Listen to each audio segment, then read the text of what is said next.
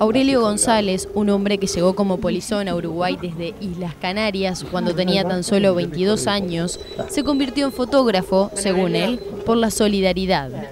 Le enseñaron la profesión a modo de agradecimiento y desde allí descubrió que era su vocación. Luego de trabajar en varios diarios, comenzó en El Popular, donde trabajó por 17 años hasta que llegó la dictadura militar. Cuando estaban por clausurar el medio de prensa, junto a algunos compañeros decidieron esconder los miles de negativos para preservar el registro en imágenes de lo que había ocurrido en el país durante años. Y nosotros que habíamos trabajado todo ese tiempo, sacando lo que era la vida en este país, o sea, no solamente conflictos, ocupaciones, marchas, protestas, muertes también, hubo muertes, y muchas. Sino también sacamos el carnaval y sacamos la vuelta ciclista, ¿me entendés? Y bueno, todo ese material, yo y mis compañeros, lógicamente, siempre pensaron que era un material valioso que no se podía perder. Nosotros lo archivábamos a nuestra manera, como podíamos. Y cuando llegó el golpe de Estado, mi preocupación y la preocupación del compañero director del diario, Eduardo Viera, era cómo esos negativos salvarlos. Entonces yo el 6 de julio decido de que hay que esconder esos negativos. Y hay que esconderlo ahí, en ese entrepiso, que era un lugar de muy difícil acceso. De tal manera que yo para llegar ahí arriba entraba por el hueco del tubo de un ascensor, por los cables, de la manera. Papá Noel me envidiaría a mí. O sea, ir hasta allá arriba con una bolsa, con cosas. Bueno, pues la cosa que ese también tenía, justamente jugaba a tu favor, porque si tú lo dejabas ahí, ¿quién iba a llegar hasta ahí? Y bueno, allí lo dejamos.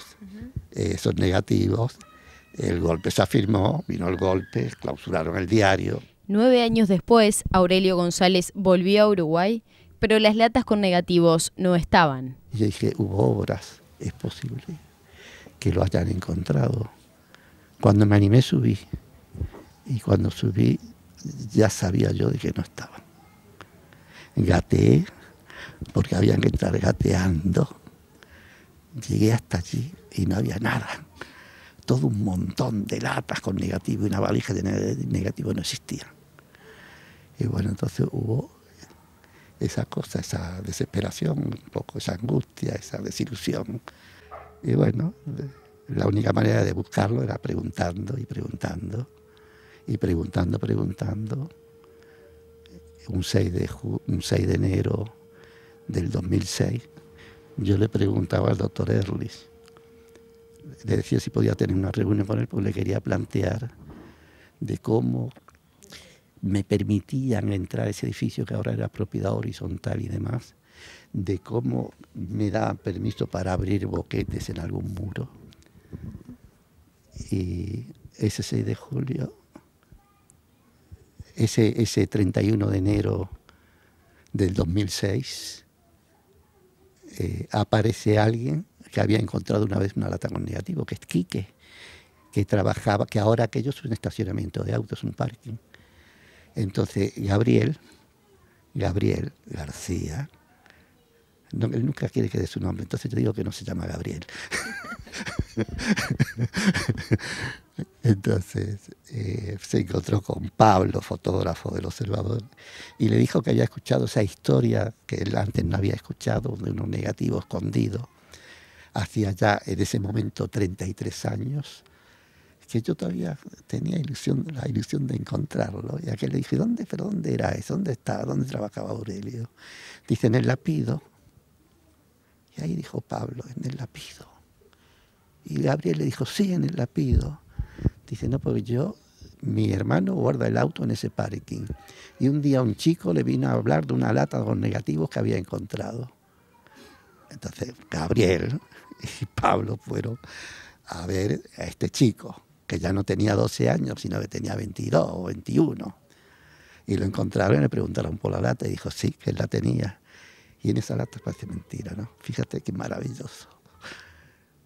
En esa lata, cuando a Gabriel se la dejó, se la prestó. Y me dijeron, vení a ver lo que tenemos acá. Y yo empecé a verlo En esa lata estaba el sepelio de liberarse. Primer martes estudiantil, que está aquí la foto en este libro. Eso estuvo escondido durante 33 años y pico. Y había otro montón de fotos. Estaba la gente, los remolacheros, estaba una marcha de los cañeros, estaba un compañero mío, Ismael, jefe de la página sindical, haciendo un reportaje en la puerta del frigorífico nacional. Y yo me emocioné. Te das cuenta que encontrarme con caras conocidas y queridas. Dijo que él sabía dónde había montones y montones de latas y negativos, que estaba en un ducto muy difícil de sacar. Entonces inventamos una tecnología de punta.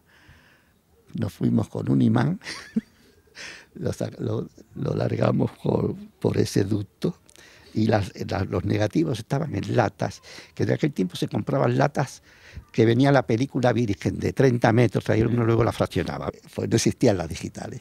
Entonces con el imán, cuando llegaba la lata se pegaba y sacamos. Y ahí salió la lata que estaba, cuando nosotros las escondimos, eran latas brillantes. Y cuando las sacamos eran latas todas llenas de rumbre. Y sin embargo la humedad la protegió. Fíjate qué cosa mágica. Porque la tapa quedó herrumbrada y sellada. Entonces quedó sellada la lata. No siguió entrando la humedad, quedó ahí cerrada.